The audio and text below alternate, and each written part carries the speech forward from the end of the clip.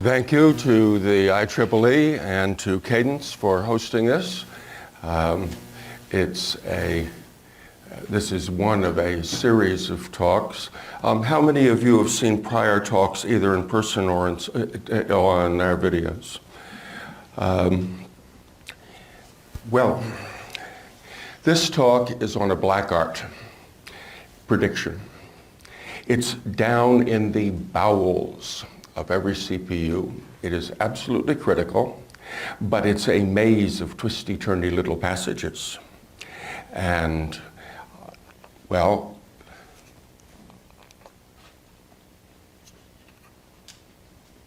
we are not getting any action.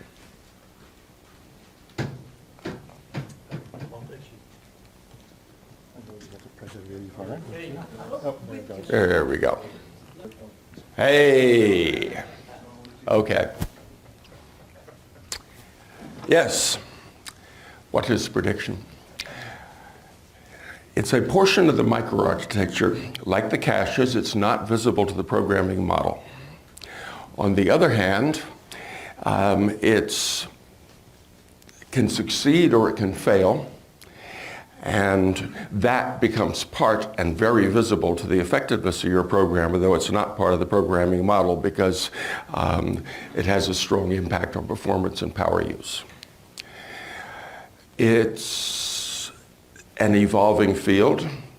You can today get a PhD if you can improve existing prediction algorithms by 0.5% in a way that does not produce an exponential explosion in table size or power use. But it's evolved long enough so that existing predictions work actually quite well when run on benchmarks. Of course, that's what gets you your PhD or your sale, but it doesn't work quite so well in large-scale actual use where you have many programs running simultaneously, frequently very briefly invoked, and switched frequently.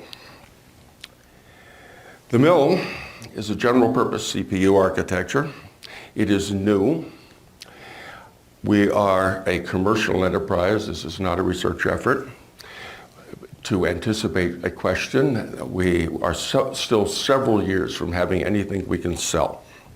We are in the process of filing all the patents on this, and these talks follow on as we are able to make the patent filings.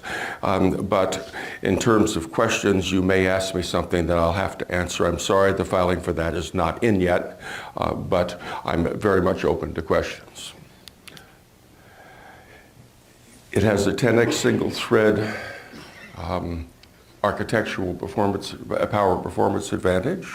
We're not going to be looking at that advantage except incidentally as prediction impacts on that. It does not require program rewrite. This is not like converting a program to a GPU where you have to completely rethink your algorithm and rewrite all your code.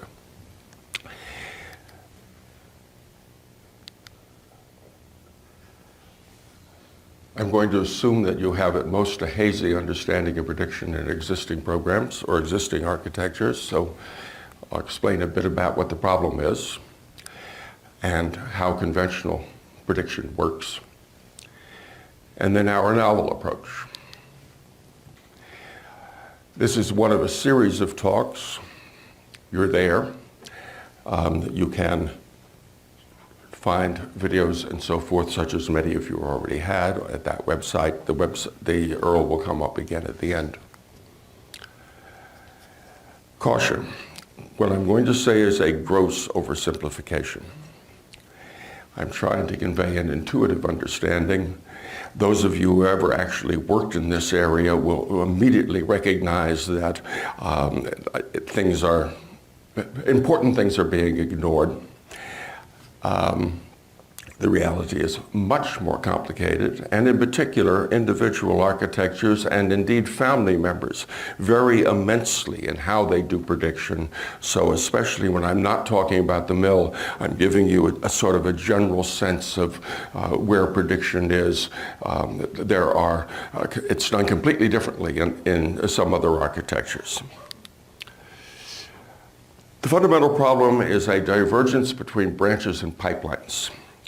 Modern machines, in order to get any performance at all, have to pipeline the architecture so that a given execution gets broken down to little pieces, and the pieces are done one by one, but you can overlap one instruction's pieces with another instruction's pieces in a pipeline. Unfortunately, this collides with the need to change the execution pattern and the control flow of the program with branches. Typical simple case, if that is your original source code, you will wind up with something like this in your assembly language. For those of you who are younger in the crowd, those funny looking things underneath the C code is called assembly language. The question is, at runtime, are we going to call F or are we going to call G? Well, it depends on the value of I. So at least in principle, according to the program model of the language, we cannot do either until we figured out the value of I, tested whether it is equal to 0, and executed a branch to tell us into the code, which will either call F or call G. So the problem is that those steps are not atomic. Instead, in the real pipeline, instructions end up being pulled out of cache. They then are moved to a decode stage. From the decode stage, they wind up going to a scheduler. I'm talking about your typical out-of-order superscalar machines, such as every one of your laptops, most of your cell phones, and so forth, which will have a scheduler stage. The mill does not have a scheduler stage. And eventually you'll wind up in an execution unit, an adder or a multiplier or something like that. That process of getting from the cache to the execution unit can be quite long in machine cycles. Now, I admit that the Prescott is an extreme case, which is one of the reasons why there are no more Prescott architectures anymore. Nonetheless, that distance is 5 cycles on a mill for a variety of reasons that this talk does not go into, but has been gone into in other talks, and you can see those on our website. Typical distance on modern machines is probably around 15 cycles, varying slightly on the actual architecture. So the mill is about a third of that. Now, that's the code that we're executing, and the instructions are flowing out of cache through decode. And after that branch, that's a branch on false in case you didn't realize, we don't know what to do next, so we have to stall. Well, eventually the branch will get and execute and be computed, and at that point we know what we're going to call, and so we could tell the cache to pull up the instruction, which is the call G, and put that in the sequence of instructions flowing down that pipeline. Unfortunately, that means we're doing more stall than work. The natural solution to this is, well, if you don't know which way you're going to go, you guess. And in fact, that's what the machines do. So let us assume that in reality, that I is in fact not equal to 0, and that we are in fact supposed to call G. I'll keep this assumption for the rest of this example. So in all cases, the correct thing to do is to call G. Now, we have to guess. So let's say that we guess correctly. We guess to call G, and in fact, we will call G. Well, in that case, the blue circle there is what we're guessing. In that case, well, we're still having the flow of instructions coming down the pipeline, but rather than just stalling when we hit the branch, we pull up the call operation from the cache and send it down the pipeline too. This is a guess. It's in blue. It may not be correct, but it's what we're doing, so that there is in fact no stall. Well, when the branch finally got as far as the execute, the branch said, hey, you did it right. And all of those blue operations are now yellow ones, which are now known to be correct. And we are a big winner. Guess right, no stall. Now, of course, you could guess wrong too. And when that happens, the blue there means that we're guessing to call F, but we are still actually supposed to be calling G. Under those circumstances, what will happen, of course, is we'll fill the pipeline full of now of our guesses. You'll see that after the branch, we are assuming that we should pull up the call F operation and whatever is after it, the things after the call F or whatever, the following instructions. But when we get to the branch, it's wrong, and we have to tell the cache, and the cache says, oops, and everything that has gone through the pipeline between the branch and now, it was wrong. So we have to replace all of that with stalls and fix the prediction to what we now know is the correct, and start to restart the pipeline again down the correct path. All of those stalls are what are called misprediction stalls. We predicted the wrong way. It's a mispredict. It's extremely painful to mispredict, as I think you can see. And finally, we get the right instruction executed. Now, how the guess actually works in hardware. To our first approximation, as I said, I'm attempting to provide a high-level view. What actually happens, at least in this, is the cache is busily pulling up those instructions, and so far it's the same. But and we'll simply fall through pulling up the remaining stuff. But when the branch gets as far as decode, the decoder says, you are a branch. You're a potential source of change in the flow of control. And I need to know whether you are changing or are not changing. Well,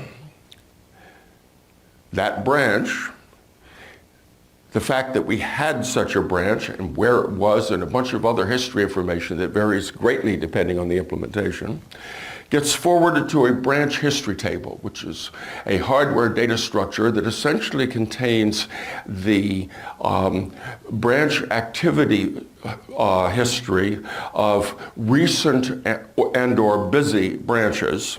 So under the assumption that whatever the branch did before, it's going to do it again.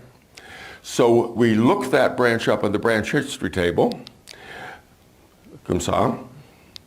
The branch history table says you are going to branch or you are not going to branch, and passes that information over to the cache. And if it turns out that that information was that what we just did falling through was wrong, those few between the cache and the decoder get thrown away. And we now start again with a correct path. But you notice we only have got 2 stalls there, not the slew of stalls that we had before. This is many fewer stalls. In fact, a number of modern designs even push the decision point for most of the time actually into the cache, not even in the decoder. Although if there's no information in the cache, they have to produce it in the decoder too. That's how it works in a conventional machine with conventional branch prediction. What's it cost? These are typical numbers. They will vary by program, they will vary by architecture, they'll vary by actual member of that architecture. But 1 instruction and 8 is a branch. Predictors these days have gotten pretty good. They can achieve 97 or 98% accuracy in benchmarks, and even outside of benchmarks, they can get 95% as reasonable experience. The mispredict penalty for conventional we'll assume is the usual 15 cycles or so. Run those numbers and you'll discover that you're spending almost 9% of all your cycles waiting to recover from a mispredict. Now, the simplest fix for this, you could change any of those numbers, but the simplest fix for that is to lower the mispredict penalty. Shorten the pipeline. The mill pipeline is only 5 cycles, not 15, and if you run the numbers for the mill, it's not almost 9, it's 3% penalty, which is substantially better, though still not quite what we would like. There's a catch. The predictor can generate that 95% only when it has history, when it knows what that branch did before. And if it doesn't know, it hasn't got a clue. The situation where you haven't got a clue is called cold code. It's a newly started program that we've never had any experience with before. It's a situation after a task switch when all of the information in the branch predictor table has been clobbered by other tasks and cold code. When the branch history is empty, and there is no prior history, it's a random guess, 50-50. So in cold code, one instruction in 8 is a branch, same assumption. The predictor guesses right only half the time, not 95%. 15 cycle mispredict penalty. And half of your time is now spent in penalty. Even with ours, short pipeline is 23% for us. Ouch. Unfortunately, it gets worse. If there's no relevant information in the branch history table, it means that we are either running new cold or somebody else has run long enough to flush all of that information. But implicitly, if it's flushed all of that information, the cache is pretty much likely to have been empty too, or never have had anything in the first place. When you first start up a program, the instruction cache has not got any of your program in it. And it will be, because caches are small, you task switch somebody else in and your cache is not going to have your stuff in it whenever control comes back to you. So what happens is that we're executing a branch over here. There was nothing relevant in the branch history table, so we will assume that it mispredicts. So, but we executed the branch, we know where the correct next step is, so we can inform the cache of that. Hey, give me the cache line that contains the target instruction. And the cache does not have that line. So the cache will proceed to forward the necessary information to DRAM, which will have the instructions mapped, and will proceed to load the required instruction line from DRAM. And then once it's in the cache will proceed to forward it over to the execute unit. This is correct.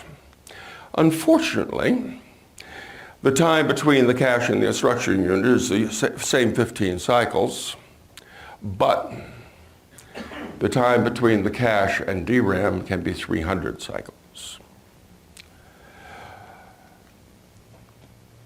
So the missed costs in cold code, if one instruction in 8 is a branch, the predictor guesses right half of the time. Mispredict penalty is 15 cycles. Cache miss penalty is 300 cycles. And cache line is 64 bytes or 16 instructions under the assumption you've got 4-byte instructions.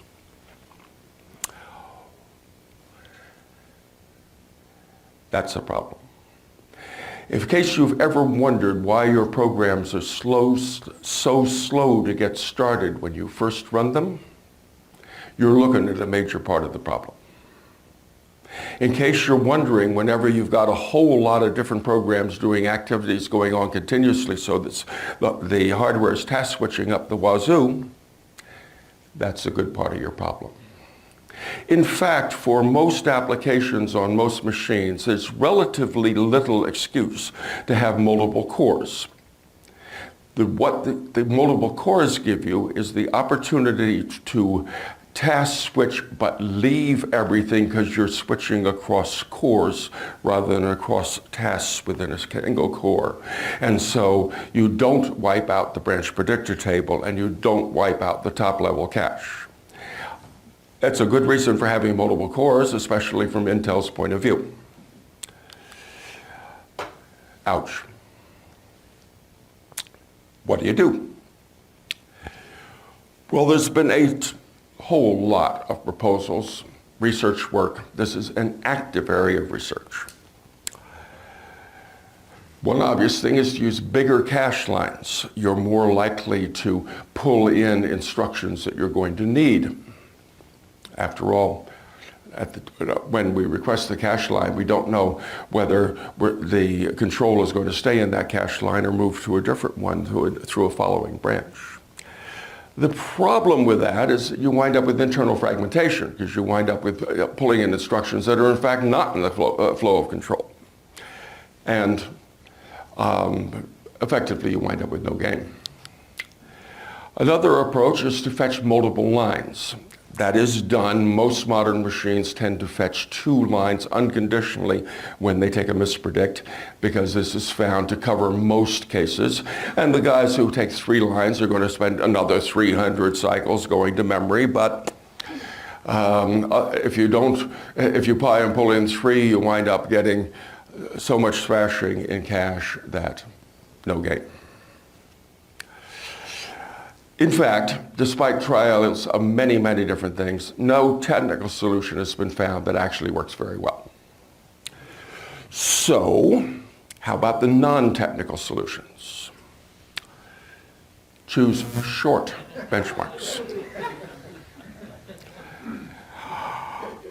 If your benchmark is only 1,000 instructions, and furthermore, you're running on a bare machine so nobody's swapping you out, Bob's your uncle. Works perfect. Consequently, the effects that I'm describing will not, in fact, show up in the benchmarks. You can read, Ars Technica or Tom's Hardware or something like that, and they're not going to see that. But you will when you try and use the machine. Now, the solution is blame the software, code bloat. That means the problem is a software vendor problem. We shall not mention any names, not a CPU problem. Or you can blame the memory vendor. Again, we shall not mention any names, but at least it's not a CPU problem. This non-technical solution works for some value of works.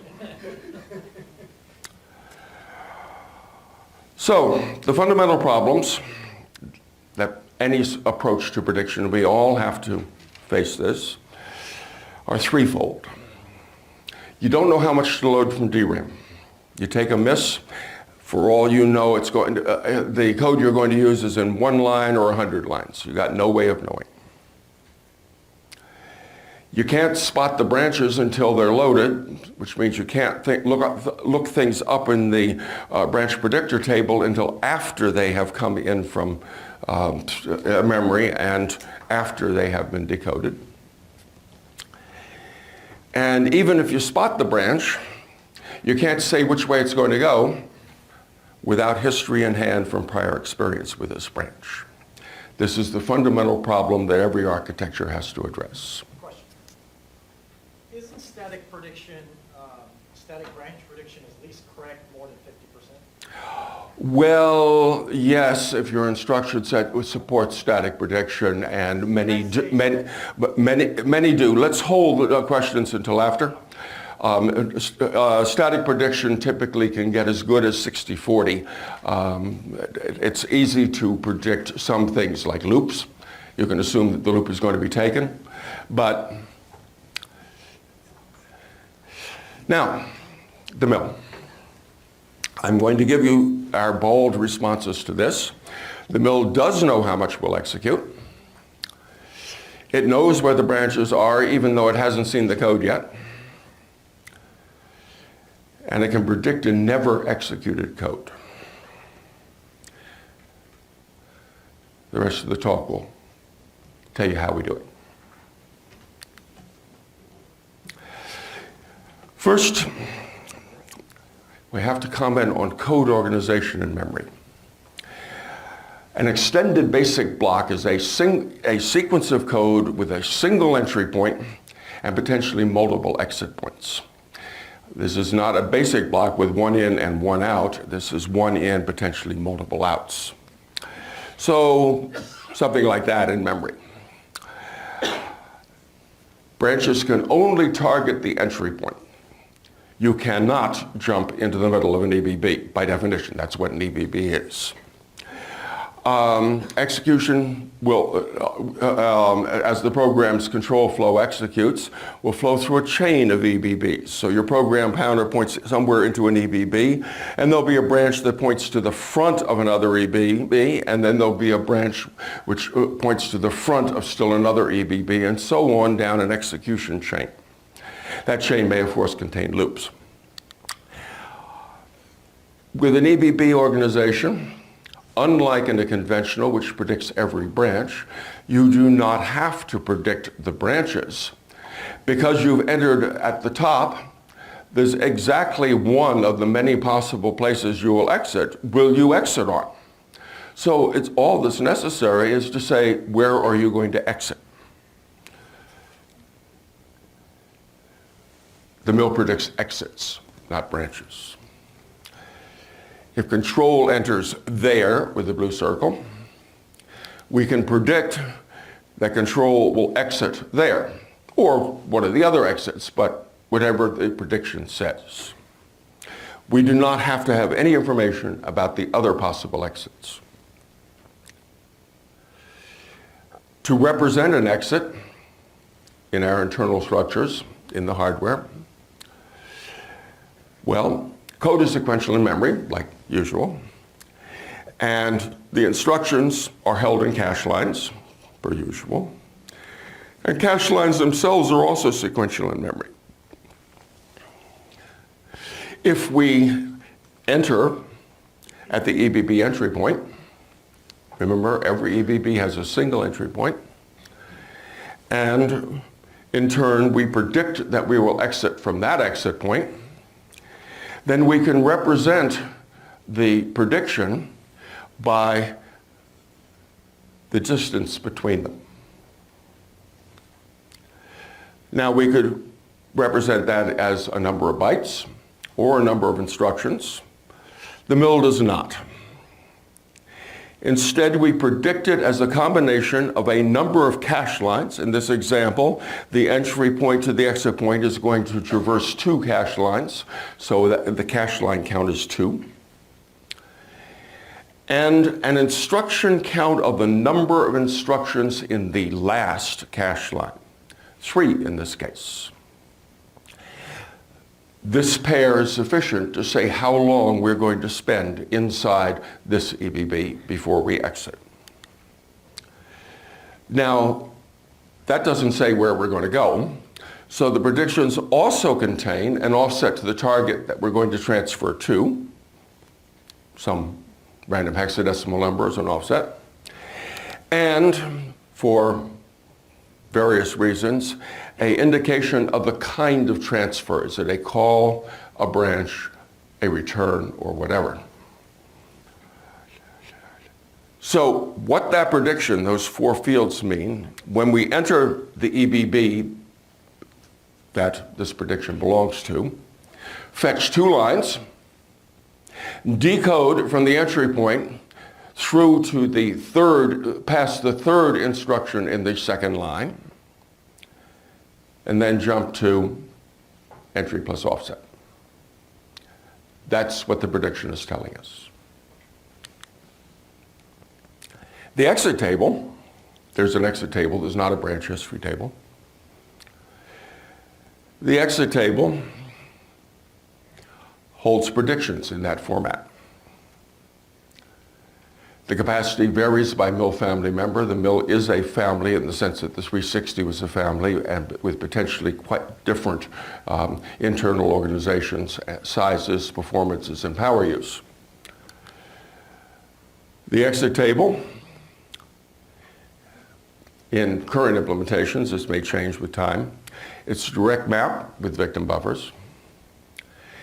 The key is the EBB address that we're trying to figure out where it's going to exit at, plus some history information. The history information varies depending on what the history algorithm is that's being used. It has check bits.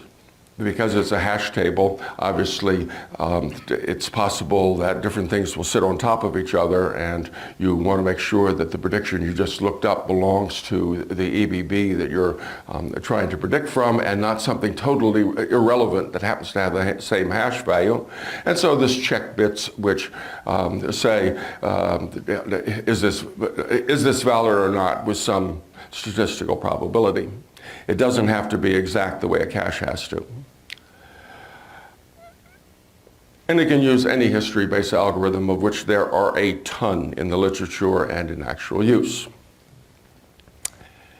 Exit chains, if you start from an entry point, the EBB that you just entered, you can chain through successive predictions without actually looking at the code. There's our exit table. And let's say our entry address is 123.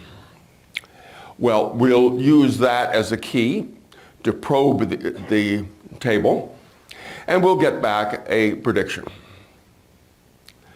The prediction here says I have an offset of 17 to the next, and the other information which appears in a prediction.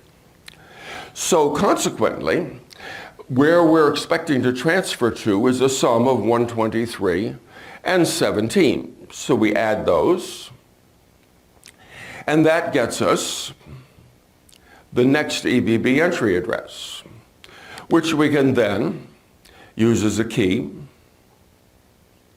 to get the next prediction, add that to get the next prediction, and so forth. Note that we're doing this chaining entirely in the exit table. We do not have to look at the code at all. You want to repeat until either you find an invalid prediction, those check bits, or you've gone as far as you want because you may not want to chase the path too far, or you get one you've seen before, which means you're in a loop. Well, predictions chained from the exit table are prefetched from memory. There's our exit table, and it is connected to a prefetcher. The prefetcher is a little hardware unit. The mill internally is very SOC-like organized in that there's a whole lot of individual, largely independent pieces of hardware that are all busily doing their own thing, the way caches are busily doing their own thing. And these are examples of that. The prefetcher knows about the cache hierarchy. So if the exit table produces a prediction as it's chaining down, when that gets to the prefetcher takes the entry address and the line count and sends that to the cache hierarchy saying, prefetch these guys. They may already be in cache, in which case the hierarchy will say, well, ignore the prefetch request. But if it's new cold code, why, they'll be pulling it up from DRAM as a prefetch. Prefetches cannot fault or trap. Instead, if they hit something like what would be a page fault or some other problem, they simply stop the chaining process because we're clearly going down a completely bogus path and are completely lost, and we'll have to figure it out later. They are low priority, and they use spare cycles in the hierarchy. Well, after Prefetch, actually in parallel with Prefetch, the chain predictions are stored in a prediction cache. So there's our prediction coming from the exit table through Prefetch, going into the exit cache. The cache is a small and fast and fully associative temporary holding place. We try and make it big enough so that all the predictions required for a small inner loop will all fit in the cache so that we can chain around the loop inside the cache without having to go to the exit table being big and slow. If we find when we're inserting a prediction into the prediction cache that it is already in the prediction cache, we stop chaining from the exit table because this means that we have just hit a loop and there's no point in going any further from the table. We've already got the loop. However, if we wind up missing in the prediction cache, that's fine. Run off and restart the chain from the exit table. From the prediction cache, as we're chaining around the prediction cache,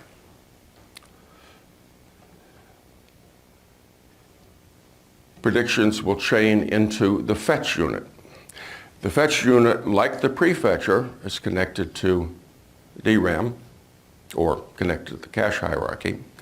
But in this case, rather than a prefetch where we think we might need it, the fetcher says we're pretty sure we need it, and we're hoping that the prefetch has already brought the thing into at least the bottom level cache, and the fetcher will pull it up into the top level instruction cache. The lines are fetched from the regular cache hierarchy, and they are moved into a microcache, which is actually located inside the decode unit. So a prediction coming from the prediction cache, passing through the fetcher, similar entry count and line count winds up going, and we hope we'll find things in the top level instruction cache, and the desired individual lines wind up in the microcache. The chains end in the decoder.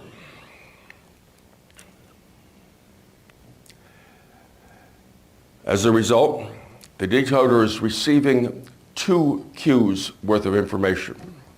It's receiving a queue of predictions for EBBs, 1 per EBB. The individual prediction may cover many, many instructions or just one instruction, but it is per exit that will actually happen.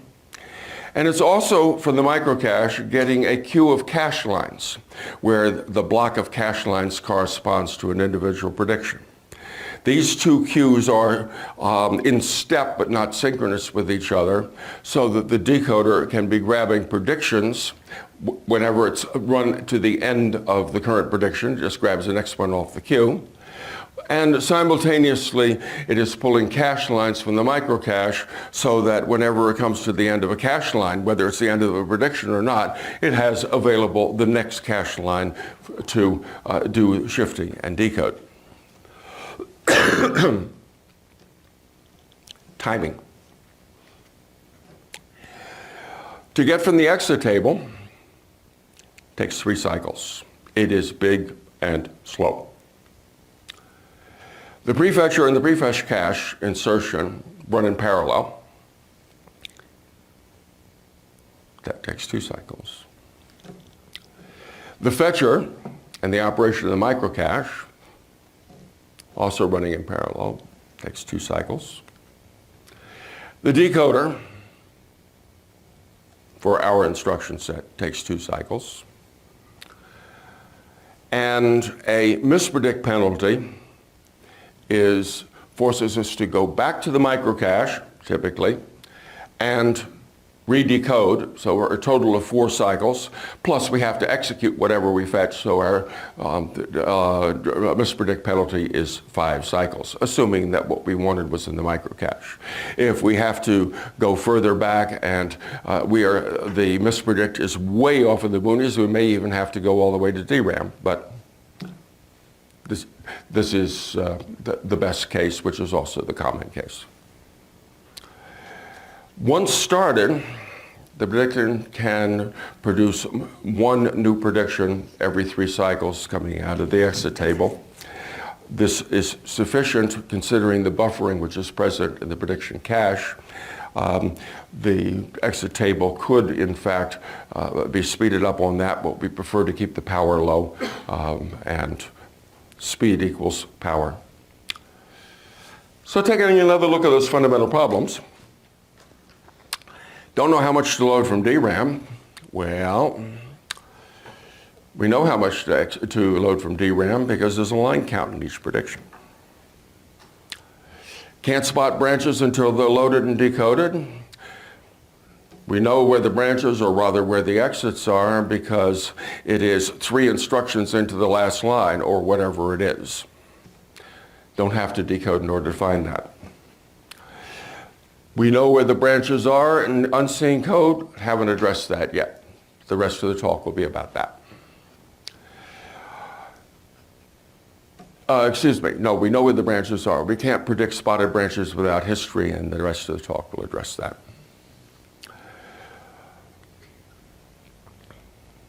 Hello? Yes. All predictors use history feedback in order to adjust their experience and to track changing program behavior.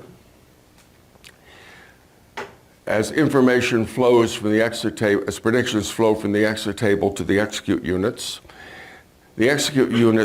can see whether the prediction was right or not, and will send that information back to the exit table to have the exit table entries updated. If the prediction is wrong, then it can be changed to predict what actually happened. So the exit table contents reflect the current history for all predictions contained in the table. All contain predictions? Why not all EBBs? Well, the answer is simple. There's an awful lot of EBBs, and an exit table big enough to hold them all is impractical in hardware. So it's a hash-type structure. In the conventional, history is built up over time. If that is a prediction that is of interest, well, we will wind up accumulating experience and will slowly build up the prediction over time based on what the program actually did. Unfortunately, if you switch to a different task, that prediction entry in the table will wind up being cleared and wind up being used by somebody else to build up his prediction. And that doesn't help you a great deal. So every process switch is followed by a period during which experience is built up again. And yes, we all suffer from that. The mill has a second source of predictions besides the accumulated history. We do accumulate history experience. The second source is the program load module. The same place where the instructions are pulled in order to be pulled into cache. The load module is used when there is no experience. So these are sections out of a load module. It's code, static data, and a whole bunch of other things in a load module. If you've ever taken a load module apart, it's got a lot of stuff in it. And this is what we've done is added one more section that holds predictions. Now, there's our exit table. And if for some key we look in the table and our check bits say we do not have a prediction for you, we can get the missing predictions from the load module. We notify that area and fetch it and grab the relevant prediction. Now put it in the exit table and pass it on to decode. There's a catch, of course. If we had to go and get the prediction for the load module in DRAM, that's 300 cycles, and that's much longer than a mispredict penalty, and so by the time we finally get the prediction in, we no longer need it. So the solution is, rather than loading one prediction, load a whole bunch of likely needed predictions if you got to go get one.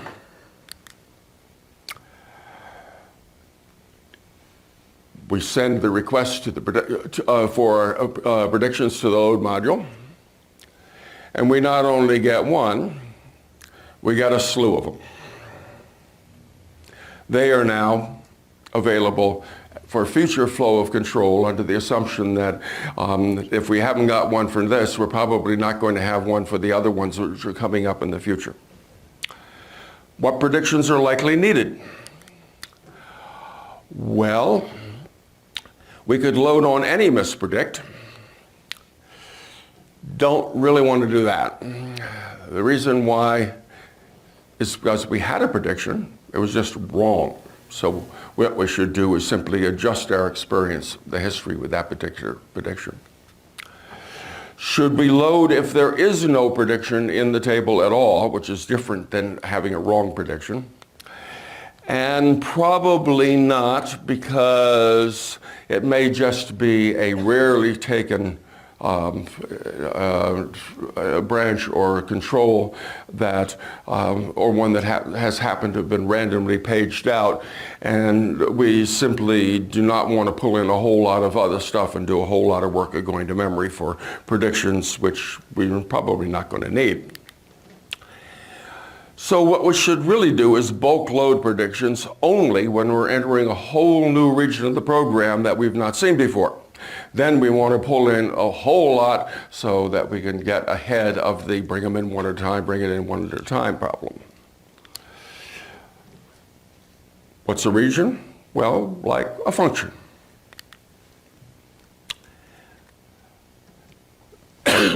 We bulk load all the predictions of a function when a call operation finds that its target has no prediction in the table. If that's our code and it's been organized into 3 individual phases, well, each call, phase 1, phase 2, or so forth, triggers the loading of predictions for the code of that phase. There's our exit table. If we execute phase 1 or attempt to call phase 1, no exit table entry for that. And we'll pull in predictions for all of the EBBs in the function phase 1. We finish phase 1, move on to phase 2, the same thing happens. Move on to phase 3, the same thing happens. Note that the later phases may wind up overwriting the predictions of the earlier phases in the exit table. It's only a hash table. So what we're really doing is looking for phase changes in the program. If your program is as nicely structured as phase 1, phase 2, phase 3, you will get good performance. If your code is not so nicely structured and is spaghetti, then our algorithm will probably not work as well for you. And isn't it nice when virtue is rewarded? Steps: recognize when a chain or misprediction leads to a call that has no prediction. Bulk load the predictions for the function. Start the prediction chain in the called function. The chaining will prefetch the predicted code path. That's what all prediction chaining does. And execute as fast as the code comes in. The overall delay: one load time for the first bunch of predictions. We got to go run out to memory in order to get it because the load module is memory mapped. We're not going to disk this. Whereas just like code fetches, we're assuming that prediction fetches are from a memory map file. There's one load time for the initial code prefetch, which has to wait until we know what it is that we're going to be prefetching. So we now have 2 load times. And everything after that runs in parallel, with the prefetches running in parallel with execution. The conventional has 1 code load time per branch, until finally it has built up the requisite experience and the requisite cache population. 2 is much better than a somewhat unlimited number, we believe. Where does the load module get its predictions? Compiler can perfectly predict exits that of EBBs that contain no conditionals. So the compiler can tell you right now what the exit is under those conditions. Calls, returns, and jumps. A profiler can measure conditional behavior, turn that into predictions, and put them in the load module. The trouble with profilers is you have to instrument the code, and the instrumentation changes the behavior you're trying to measure. Any of you folks who have been involved with profilers have probably seen that effect. Profilers also tend to get horribly lost in optimized code, but that's a different problem. We didn't want to have to deal with that or ask the software people to deal with that. I'm a software person. I try and get the hardware people to deal with things like that. And so the mill does this for you. The exit table hardware logs experience with predictions. Whenever a prediction is changed based on history, we log that fact. Post-processing of the log can produce predictions, which are then used to update the load module. The initial load module, coming clean out of the compiler, of course, has got merely the things the compiler knows about and random choices for anything else. But go around this process a couple of times, and incidentally, the log information is available for JIT or other tools so as to improve the code quality, because the prediction in essence is saying which path are you going to go through, and you can produce much better code if you know that. So the effect is that mill programs get faster every time you run them, because we have updated the load module to reflect the history. Because of phase changing within programs, the predictions coming from the load module will never be quite as good as up-to-the-minute full history. That is because the load module information will reflect what the program is doing at the end of the program, whereas what you want is what it was doing at the beginning of the program, and you wind up losing a few percent in the prediction quality. However, it is vastly better than a 50-50 or even a 60-40 random chance. Some minor details of the implementation that are relevant, but not worth a few dedicated slides. So to summarize the fundamental problem, don't know how much to load from DRAM, can't spot the branches, can't predict without history. Well, you know how much, you know where, you don't have to have ever executed it, and programs get faster for free. This talk will be up on video on our website at some point. The reason why I'm festooned with wires is because in order to do the editing process of one of those videos requires several different takes. That's why we have a bunch of cameras on it. But it will eventually get done and up. And if you're interested in announcements of future talks, of which there will be 10 or a dozen in total, you can join our mailing list, one or the other, whichever is appropriate for you. Actually, I should probably leave that up. I'm open to questions.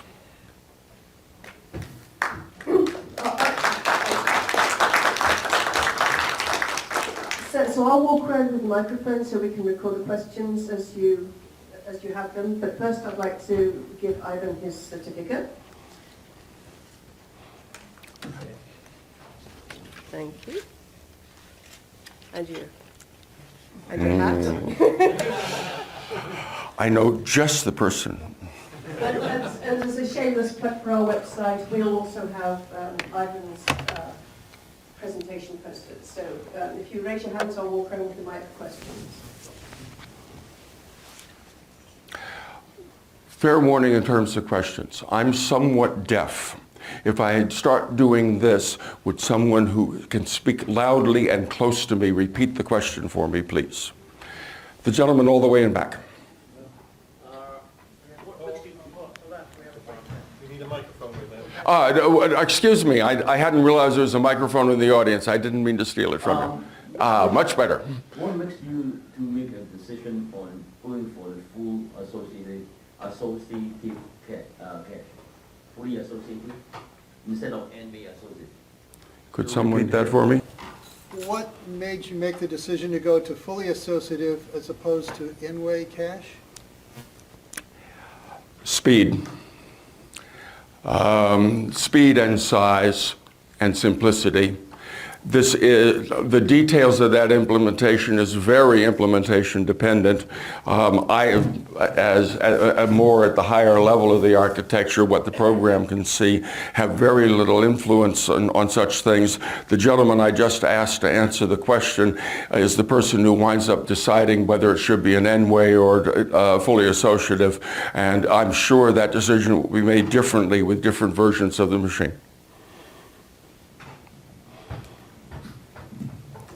It's a family. My name is Kevin Brace. I haven't done any processor design or, I do FPGA, memory controller, interface controllers. I haven't done microprocessor for a long time, but one question, several questions. First of all, what kind of implementation technology you're planning to use for your actual physical IP block? Or you're going to sell like ARM as an IP or? Well, you mean what history algorithm we No, use? I'm talking about the processor, the mill processor you were talking about. You're going to sell as like a processor IP like ARM does? As a business model. Well, that's just one question. I have a couple more. Okay, well, I can answer that one easily. The patent office doesn't care about our business model. We do not file business model patents, thank you. The answer is real simple.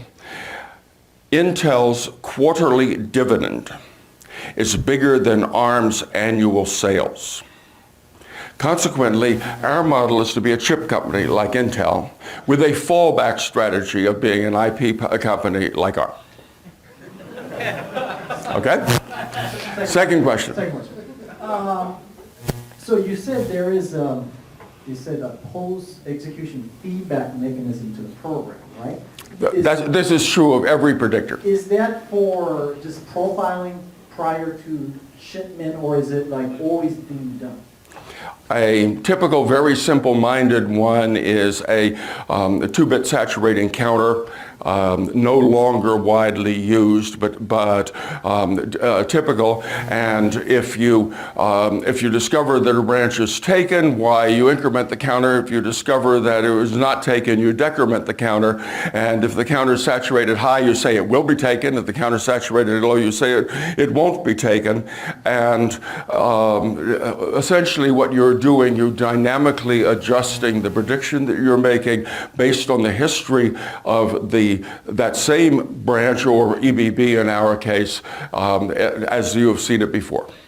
There are a lot of different algorithms. But based on last couple slides you had with post, I forgot the terminology you used, but some kind of feedback mechanism back to the program that just executed. But does that mean that you're basically rewriting the binary that you just executed from let's say like a flash or hard drive? Are you just, with the feedback, are you Rewriting the binary rewriting the program image? No, we are not changing the program image at all. The feedback is just into whatever the prediction was in the exit table. If we discovered that we've now, that once we've entered this EBB that we used to exit here, but we're discovering now that we're exiting over here, we will change the prediction to say you're going to exit over there. But once you finish the execution of the program, you lose all that information that you basically accumulated during the history. Actually, that depends on when you update the load module information. For a variety of reasons, we found that it is not cost effective to attempt to dynamically update. So instead, all we do is we stream out the information and the update is done post-processing. This means that you are subject to loss of all information on a task switch the first time you run. But thereafter, when you're rerunning and the information is in the load module, the information will have been tossed out of the exit table, but will be reloaded from the load module. But when you have that kind of branch or prediction information fed back into the memory, you're basically causing more closed loop. And in some ways, you're also needing more memory bandwidth to fetch the extra memory out of the DRAM, right? Am I correct? Except that we are not updating individual predictions one at a time. We stream them out, and because that is a low priority self-optimization process, if the memory controller needs memory bandwidth, it simply just says no.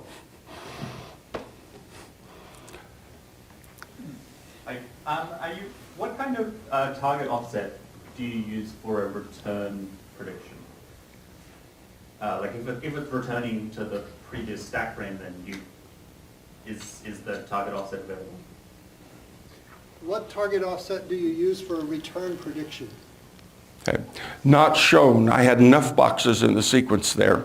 Not shown is something which essentially every prediction machine in every architecture has, which is a separate call return stack. This is why we have in the prediction what kind of thing it was. There is no offset for a return. It just says I'm a return, and I think we put a 0 in the offset field. I don't remember at this point.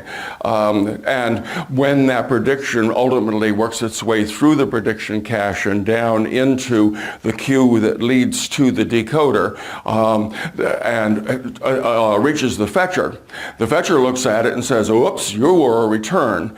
Goes and grabs the top item on of the saved return address predictions from before, pops that off and uses that as if it were a real prediction.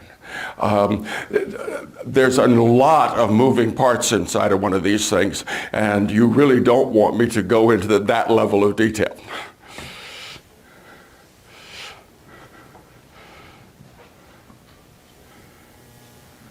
Hey there, thanks for coming tonight. So, if I remember, I think you used the prediction history information to feed back into the instruction loader. The information in the short term, the history information goes right into the exit table, so that the next time around the loop or whatever it is, it's there. In the long term, that information, if it changes the prediction in the exit table, will wind up being streamed out, and post-processing will use that much larger or at least more extensive experience in order to decide what to put in the load module.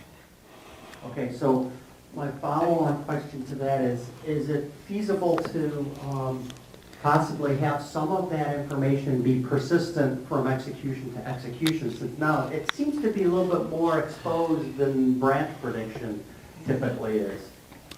Well, that certainly would have the effect sort of automatically if you leave the load module mapped into memory between the first run, the post-process run, and a second run, because it's still all going to be there. But the post-processing is a quasi-batch step for fundamentally performance reasons. You really don't want to be attempting to piecemeal update prediction here, prediction here, prediction here, because it just swamps your memory bandwidth. Whereas it's real easy to post-process the streams. Simply sort them by key so as to eliminate duplicates, and then make use of the data structure which the load module has to blop them into the load module in the correct place. Purely an implementation choice, but thus far, with the cost of memory bandwidth and the kinds of memory that are currently used, that seems to be the right way. If we were going to a flash memory, perhaps, then the choice might be quite different per member implementation. Can there be branches within an EBB block?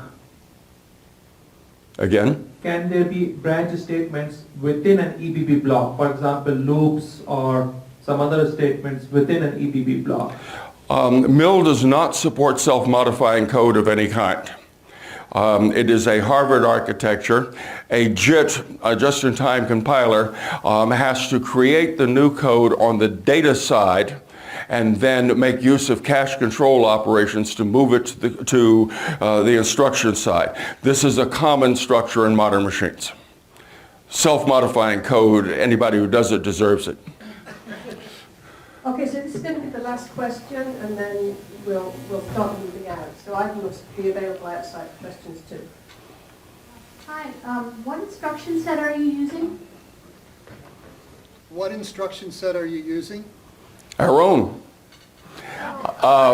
The MIL is a brand new architecture with a brand new instruction set. As you'll see if you go and look at some of the other talks, internally it looks like nothing you have ever seen, though it runs existing code and is intended to be a general purpose machine. I refer you to the very first talk, which was on encoding, and explains a little bit about what code looks like on this machine. And trust me, it's not going to be familiar. Those of you who have been through that slide, would you agree with me? So how do you convince everyone to switch over to your instruction set when, like, you know, x86, like every single manifestation is being used nowadays? We do not attempt to run x86 code for a number of very good reasons.